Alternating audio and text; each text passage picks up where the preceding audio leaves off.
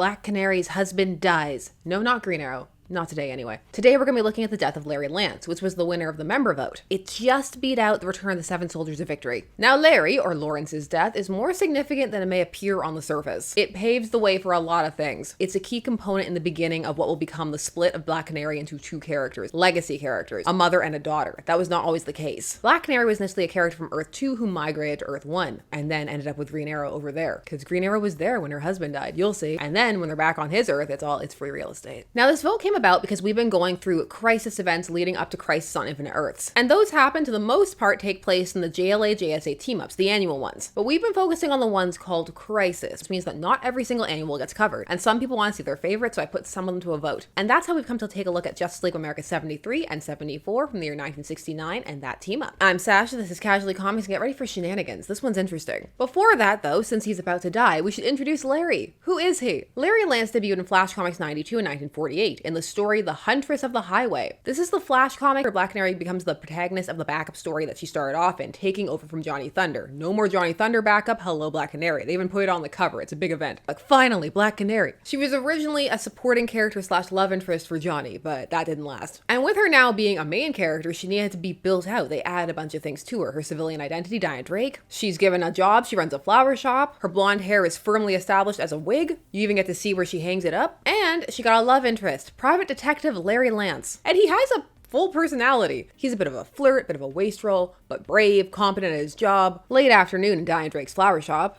Charge it, baby. Nowhere to send the bill. To Mr. Larry Lance, 15 Clark Street, and don't call me baby. More respect. You're looking at the private eye who's been assigned to find out why trucks keep disappearing on the Franklin Turnpike. An armored job is due over the route tonight, and I'm gonna keep my eye on it, baby. Got it? Get out before I... Don't throw merch at him, it's not worth it. Now, Larry fulfills many standard tropes of a supporting / romantic character. He doesn't know who Black Canary is, but admires her. He has a not antagonistic, but less admiratory relationship with Diana Drake, even though they become quite close. He also still low-key flirts with her, but it's not as awestruck as Black Canary, who she'll often drop little coy hints to about herself being Black Canary. He also gets to damsel a decent amount, or rather, they get to rescue each other. She'll have to rescue him, he'll have to rescue her. Larry also gets to provide some comic relief. Here's something from Flash 104, which was also the last Flash Comics issue, where he's just crashing at her store because he got kicked out of his house as Diana Drake opens her florist shop for the day. On the rest in peace thing. The audacity. Well, if it isn't Sleeping Beauty, alias Larry Lance, the smartest private eye in the business, if you ask him. Larry, it's time to get up. Ugh, my landlady and I had a little disagreement about the rent. She wanted it, and I didn't have it. But after my new client pays me a retainer... New client? Why, you're the world's most unemployed private detective. Is that so? Well, as of this morning, I'm the bodyguard of Professor Lane Knight, the criminologist at State College. His nephew Ernest hired me yesterday. I'll believe that when I see your first check. She's like, come on, spend it on more flowers for Black Canary. Now, all of this is happening during the Golden Age and fairly late into it, starting off in 1948. So because of that, Larry doesn't get the chance to be used too much, but they do have a fun dynamic. And significantly for our purposes, in this era, they're not shown as a full-fledged couple, and he doesn't know that Dinah is Black Canary. But when he returns in the Silver Age, he's gonna be her husband, and he's gonna know that. This would not be uncommon for Golden Age couples when they return to just have been married off. It happened off panel, we didn't get to see it. So that was who Larry was, but let's discuss who he is when he comes back. Now, Justice League 21 and 22 were the first Crisis on Earth 1 and Crisis on Earth 2 respectively, with Earth 2 already having been established in the crossover stories featuring the two Flashes, Barry Allen and Jay Garrick. Their crossovers began the Flash 123 in 1961, the Flash of Two Worlds. And Earth 2 is set up as the Golden Age Earth, where the adventures from the classic comics had taken place. Barry Allen even reads Flash comics, and there's some meta jokes in there, meta nods about how they're written by Gardner Fox in universe, which is a detail that heralds from the fact that he did write a lot of the Golden Age comics and was writing those crossovers and wrote the Justice League for a decent amount of time. So Black Canary, being a member of the JSA, the Justice Society, would be from Earth 2. So now our stage is set. On to Justice League 73. What was this team up about? Well, this one is called Starlight, Starbright, Death Star I See Tonight by Denny O'Neil with pencils by Dick Dillon, ink Sid Green. And it has a really fun Joe Kubert cover, just the expressions and all the heroes' faces. Superman is not okay. We open on cosmic happenings and the origin story for a cosmic being, Aquarius. He is found guilty of heinous crimes by his fellow fellow sentient stars, cast out, stripped of energy, and meant to just survive, floating through the universe in exile. He's just gonna wander for millennia until he eventually stumbles upon a planet. I wonder which one it will be. Clearly Mars. Meanwhile, Red Tornado is telling the Earth 1 Justice League that there is peril on Earth 2, for that is the Earth that Aquarius has come to, and we get to see his arrival. First, he just appears as this kind of strange mass in space, which is noticed appropriately by Ted Knight, Starman. I'd better investigate as Starman. I'm probably being too jumpy, but on the other hand, I don't have anything better to do. Boredom and curiosity. Classic motivators. So he does that. He goes up there and gives a little shot from his cosmic rod. And it doesn't seem to do anything, so he gives it a bit more, unknowingly feeding it energy. And so Aquarius begins to take shape. Also, if Starman had stayed, he would have had visitors very soon, because Larry and Diana come over to make sure that he eats. He could get a little obsessive about things. That's a character trait that's going to be expanded upon to great effect later on. Also, his relationship with Black Canary will be re-explored as them having an affair. But that's not happening yet. Right here, we just have a sweet scene of two friends coming to check in on him. And this is the moment that establishes that Larry is Diana's husband. At least in this issue. Larry had gotten to appear once before in Brave and the Bold 61, in one of the Starman and Black Canary team-ups, where he is presented as her husband and knowing her identity. And it's a really fun story that maintains his Golden Age energy, which is not surprising as it was written by Gardner Fox. This is also going to be one of the stories that's used as a foundation for the affair later on in the James Robinson Starman run. At that moment, lovely Diane Drake Lance and her private investigator husband, Larry, are entering Ted Knight's observatory. Ted gets so engrossed in his stargazing, he usually forgets to eat. He'll appreciate these hamburgers. And coffee, woo! Don't be certain, baby. The last burgers we got from that carry-out joint tasted like newspaper. Last year's newspaper.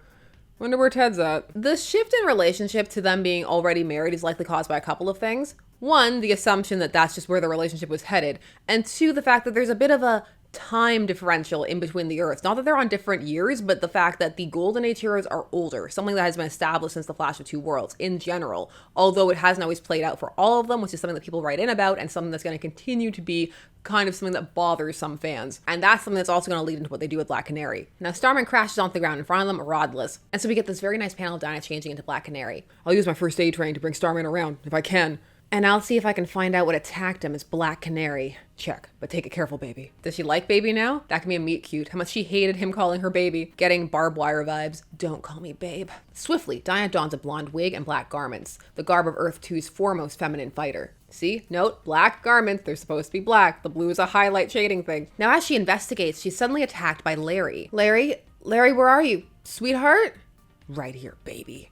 His face twisted with madness, Larry springs forward and swings his heavy weapon towards his wife's unprotected skull. Will it land? On the page following. I like that they have that there, like they're not entirely sure they've got you hooked. Like, don't stop reading, couple of pages, see if he knocked out his wife. Of course she easily defeats Larry, but something's off, he was clearly possessed. So she summons the society, and also the caption calls her the girl gladiatrix. We need to bring that back more. Now, of the people summoned, this includes Superman of Earth 2, and this is his first appearance in one of these stories. And he does not yet have the gray hair streaks that he'll be getting later on, so it can be a bit confusing to tell him and main Earth Cal apart. Now, around town, strange things are happening. Alan is attacked by electrical signs, which he just goes with. He has a good time. There's this child that really wants this Dr. Midnight action figure, batteries, and apparently Hootie not included. And the weird thing isn't that he wants the doll. Be nice. Even as the Emerald Crusader streaks away, his colleague, Dr. Midnight, is about to encounter another bizarre incident nearby. Daddy, I want a Dr. Midnight doll. Look, son, there's Dr. Midnight in person. Oh, I don't want Dr. Midnight in person.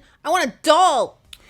I simply don't understand this younger generation. You know who I bet comes with batteries? Actual Dr. Midnight. Also, this child suddenly has super strength. He's ripping up street lights. He does punch actual Dr. Midnight, who they interchanged the word he couldn't imagine such pain with fantasize, which sent me down a rabbit hole. Sometimes the thesaurus isn't that accurate. And then suddenly it's over, and the child doesn't remember. It's Dr. Fate who's able to reveal Aquarius, who is Starman's rod, and who has regained himself but is shown to be unstable, mercurial, crying one moment, laughing the next. Dr. Midnight actually thinks that he's manic depressive, which, did those stars kick him out for being mentally ill? That adds an entire different layer to this. Now Larry decides to keep him talking, distract him. This is established very early on that Aquarius can be very easily baited into things, that he likes to talk. And Larry's doing this so that the other heroes can take their shot. My pleasure.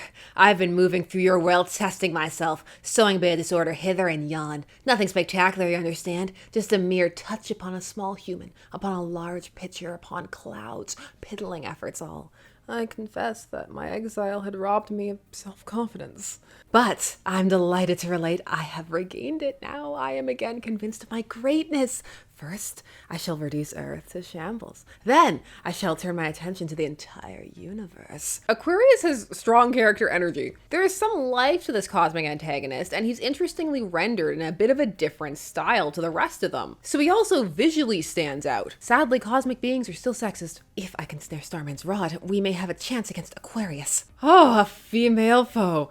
I'll serve you more gently than your male friend. Everyone is being defeated, morale is down, and you know who's there to give them a boost? Larry. Dr. Fate even says that he's putting them all to shame. The implication left unsaid that he has no powers and he's not a superhero, and look at him, what are they doing? It was at this point I should have known that Larry was doomed. They were talking him up so much. There's also a fantastic panel where Aquarius stops playing around and uses the rod to end their world. You get these snapshots of frozen moments in black and white against this barrage of color, and it looks great. Only the society and Larry survive, safe in a bubble created by Dr. Fate. The world is ended. Now this did take a lot out of Aquarius, so he needs to rest for a bit, but he has these new toys, these playthings. Little does he know that Dr. Fate sent a telepathic message to Red Tornado, who they had been excluding, because one of the things about the early appearances of the second Red Tornado, which is the android one, is that there would be shenanigans, things would go wrong, and so it would lead them to not entirely trust having him around. But there's also this undercurrent of he's a robot, so he's experiencing all kinds of prejudice. And you see that actually in how he's treated when he gets to Earth 1. Because they also have an anti-robot bias going on, they didn't even talk to him or hear him out for 2 weeks. If this were a darker story, Earth 2 would just be gone, it would be their fault. This leads us to the next issue. Issue 74, where death fears to tread, from nursery rhymes to plays on poems. That's a paraphrasing of a poem Essay on Criticism by Alexander Pope. The original line is, fools rush in where angels fear to tread. After a recap and a panel of showing Dr. Fate really struggling, he has been keeping them sustained for 2 weeks. The Justice League is on their way, hooray, and I hope they spent their time traveling to come up with an excuse as to why they took so long. Something better than, we just ignored your messenger. Now, Aquarius is thrown by the arrival of the Justice League and seemingly flees,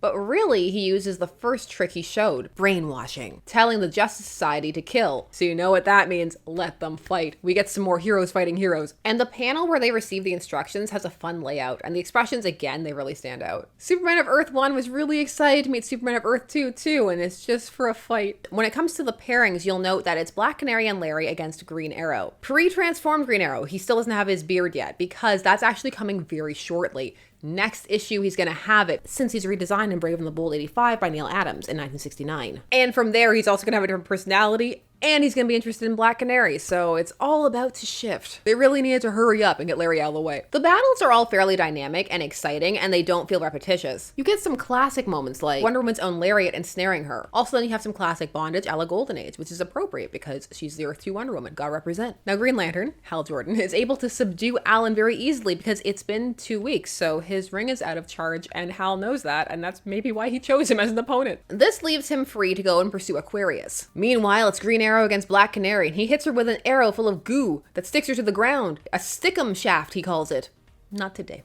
Today we are mature. At that instant, the blonde bombshell's husband comes to her aid. Zock! Those 1960s sound effects will still knock you out. Now, Aquarius can sense Hal or some kind of energy pursuing him, coming behind him, and so he hurls back a bolt of his own. He's trying to hit Hal, but instead his aim isn't as good as he thinks it is, and it comes hurtling towards Black Canary, who thanks to the stickum shaft is stuck to the ground. And Larry, who had been about to kill Ollie with his own arrows, which was going very hard, he sees this and it snaps him out of his thrall. His love is so powerful that it means he can overcome this brainwashing to save his wife. He's running so fast to save her that there's a coloring error and his hair is blonde. Suddenly, he turns and runs and leaps desperately, shields his beloved with his own body, takes the full force of the terrible sphere, and then the very brave, very good Larry Lance dies. Close your fridges. That's a waste of electricity. Yes, Larry was hyped up to die. He's there to show that there is a gravitas to this moment, that there are stakes, even though we already had that because the entire Earth had been destroyed. He's also there so that the heroes can be sad, and for one more reason that potentially overrides all the others that we'll discuss a bit later. For now, we're at the emotional fallout point. The burst of energy breaks the spell, and Earth 2 shimmers back into existence. And in all fairness, this moment is very emotionally written, and it does land. He died a hero, and he died for love, and he died protecting a character that a lot of people really like. 60 seconds.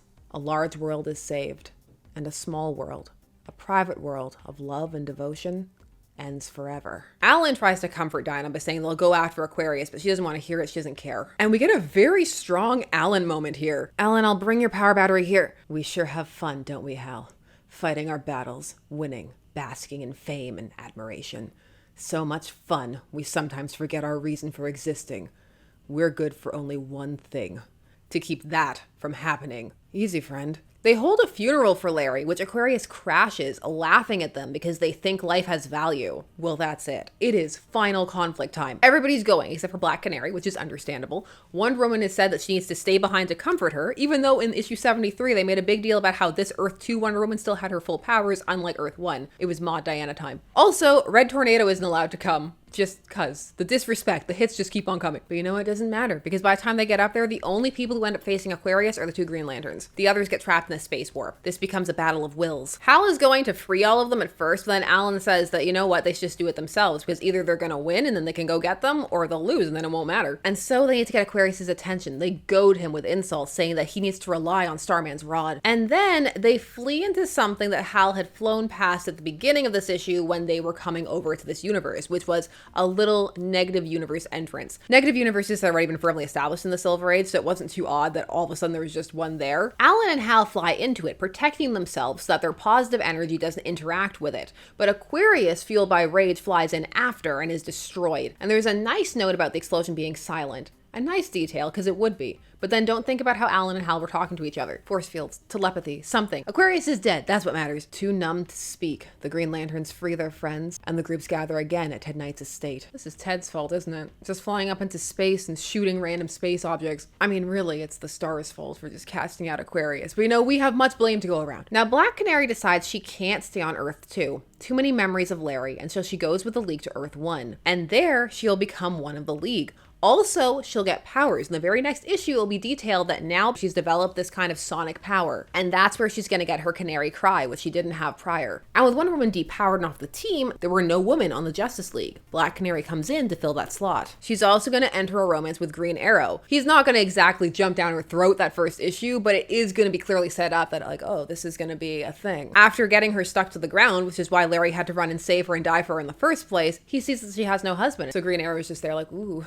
no ring. This again wouldn't happen instantly. There's even a story where Black Canary tries to go for the Earth 1 Larry counterpart, and it turns out he's a criminal, and that story's also sad. Now, as for these issues, overall very strong with some moments that really elevate it. The League and Society come off as kind of jerks at times, especially to Red Tornado, and some of those moments feel a tad more contrived to make the plot happen. Why'd that have to be the reason they were late? There could have been other ways to make it happen, like because the universe had ended, it took longer for Red Tornado to cross over. Other things, then we just didn't want to listen to him. However, overall, this story has a poetry to it, a dramatic energy and flair that stands it in good stead. It's one of the stories that's straddling the end of the Silver Age and the beginning of the Bronze, which was much more transitory than, say, the more easily and harder transition between golden and silver, although even there you have kind of the atomic hovering in between. The Bronze Age is really characterized by an intense focus on the emotional lives of the characters and an increased examination of societal issues, or on sometimes just letting those moments sit and having some more realistic moments kind of occur and play out. But the Silver Age still had those more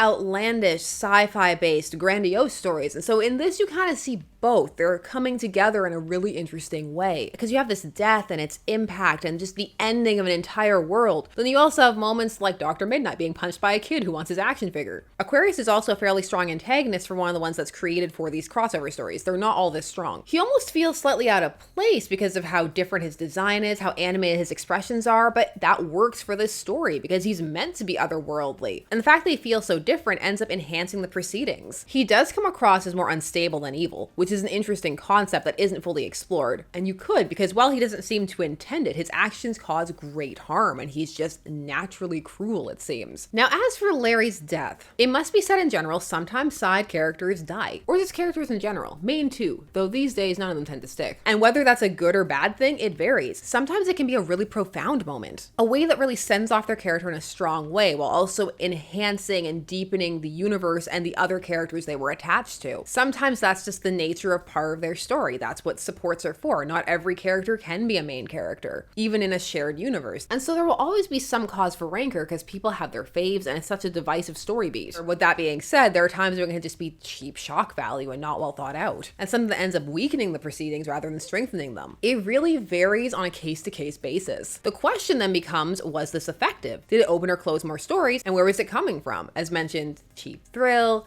easy shock, fan vote, or something more thought out with long-lasting ripple consequences. And again, not everybody's gonna agree on those things too, because sometimes how these things land can be subjective, which is also why the intent behind it does matter. Larry is kind of intriguing because he'd only recently been reintroduced, and this was the first Justice League appearance. So for some, this is a hi-bye kind of experience. Now, had they kept him around, he likely would have stayed how they first presented him here. Helpful, low-key interesting, to support who pops up here and there. Now, one can argue there is definite need of those characters, that they help round out the universe. And Larry's also a bit of a twist on the usual variant, since he's a male civilian husband with a female superhero wife. And that maybe his death, even though it's a very big moment, it doesn't feel quite as earned as it could if, say, he'd been around for a few more issues. However, it does work well for the structure of this story, although it does strike a more serious tone than some of the rest of the proceedings. It also does let Alan have a very good moment. His speech, fire. But also, he could have said that if it was some random people who had been killed. It still would have worked, but it wouldn't have had that emotional impact. And that's what they're going for, trying to make things feel more personal. However, it must be noted that one of the reasons we're really doing this is to move Black Canary over to Earth 1, to give her a compelling reason to not be able to stay on Earth 2, because they want Black Canary to be in the main universe stories. And this is going to cause a whole trickle-down effect. One of the things that's going to really jump into people's minds is,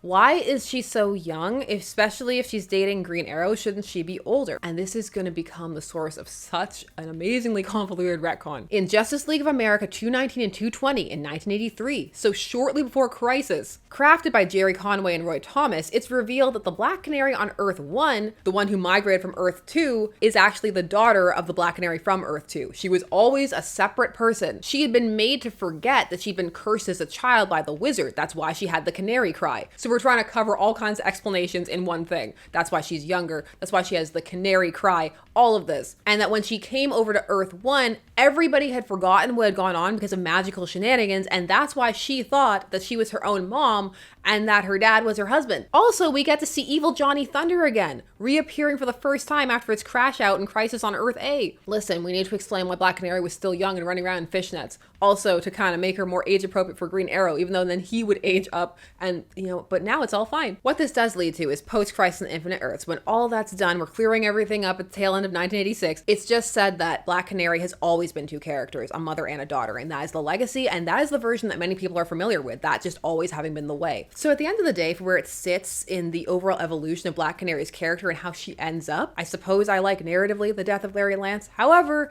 I think he deserved a bit better too. Two things true simultaneously. Complicated feelings. Also, personal aside, I'm quite open to character death in general. Whoever it is, so long as there are good stories that can come of it. And yes, I mean characters I really like. In a complete personal aside, feel free to just skip to the end. I sometimes worry that creators may feel kind of constrained by the immediacy of feedback and potential accusations of, say, fridging or the like, and so not want to take certain characters down certain paths for fear of reprisals. I've seen some label every death, or even when a character gets hurt or sick, as fridging. And sometimes a death story can be so impactful. Yes, it can still be used very badly, poorly, cheap, and it's the kind of thing that, since it will alter the fabric of stories for so many other characters, does need to be thought about. But just personally, I feel like it should still be on the table. Whoever the character is, let them fight, let them die. And that option should be open to anybody. And yes, there are different historic connotations and the like, but sometimes I really worry that some characters aren't going to get the full breadth and scope of where they could go, even if that ultimately means dying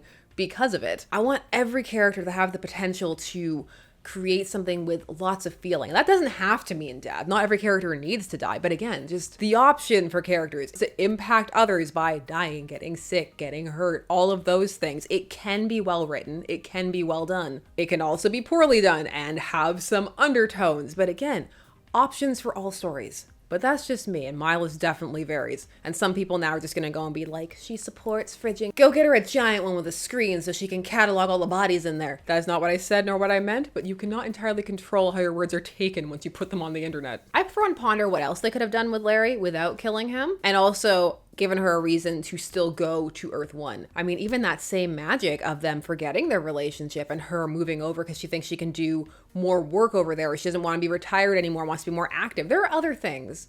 Leave some of your suggestions down below. Now, as always with these team ups, all of these are just my thoughts, and I love hearing yours, and I also love hearing people from the time period. So we're gonna read some letters. As always, be forewarned, some of these can be long, but they're fun, and it really gives you a window into the headspace of the time, which I adore. Dear editor, neither the best nor the worst of the Justice League and Society team stories.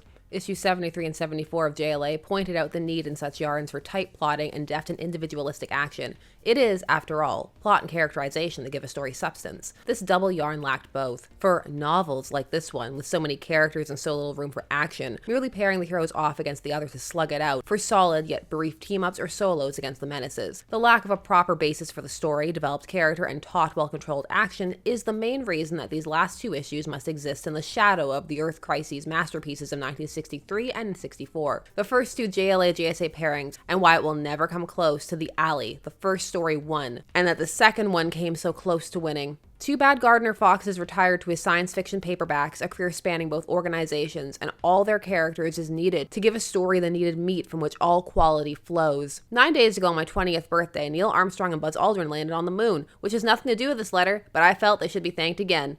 Guylian III, who actually writes in a lot. I see a lot of his letters in these. Dear editor, I don't like letters like this at all. Please understand, it gets immensely sickening when someone writes you a letter of Mr. Schwartz, Mr. O'Neill, Mr. Dillon, Mr. Green, you're great, blah, blah, blah, etc. But I felt that after reading JLA number 74, I had to. This JLA JSA two-part started out in 73 as good, but nothing spectacular. The villain of the story of the 12 zodiac signs had to be named Aquarius. The JLA JSA team-ups. I was just mildly excited over the strange predicament endowed upon our heroes. But where death fears to tread changed all that. I actually was shaking as I finished it, as I still am shaking now. I put down the magazine but a few moments ago. So stirred by it was I that I had to write right away. Larry Lance's death was completely unexpected. Page 13, panel 4 showed him armed with Green Arrow's bow as the sphere of doom descended upon Black Canary, so I naturally assumed that he would try some arrow trick to save Dinah. Earth 2's Green Lantern's reaction made him more human than I ever could have pictured him. Black Canary's sudden decision at the end of the story was a great touch.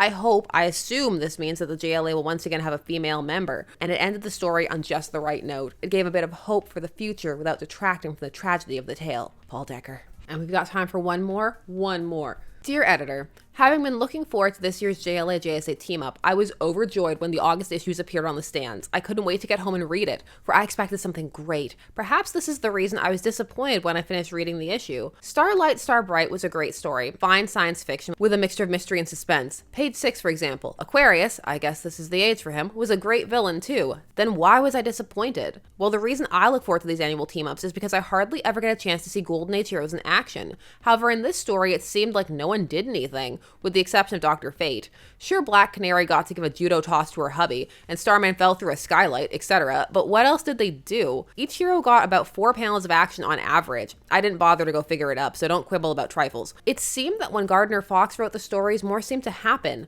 I hadn't noticed this before because I saw Batman, Superman, and company in their own mags and didn't care if they didn't get much action. But with the Justice Society of America, who is rarely seen, it makes a difference. Don't get me wrong now, I'm not asking Danny O'Neill to copy Gardner Fox's style. I just want a little more action. I guess to sum up, I'll have to say that the story was good in its own way, but not the way I wanted it. Steve Grabinski. Don't you love how many of these letters feel like they could be written today? I love it. So lots of feelings about these issues. What do you think of them? What do you think about the death of Larry? There's also a new member vote, so if you're a member, please go check that out. Always fun to see what you guys end up picking. Thanks so much for taking some time today to spend discussing comics with me. I always appreciate it. Please do all the YouTube things, like, comment, subscribe, hit the bell notification so that you never miss a vid. There'll be more videos coming soon, and I hope to see you there. Bye-bye.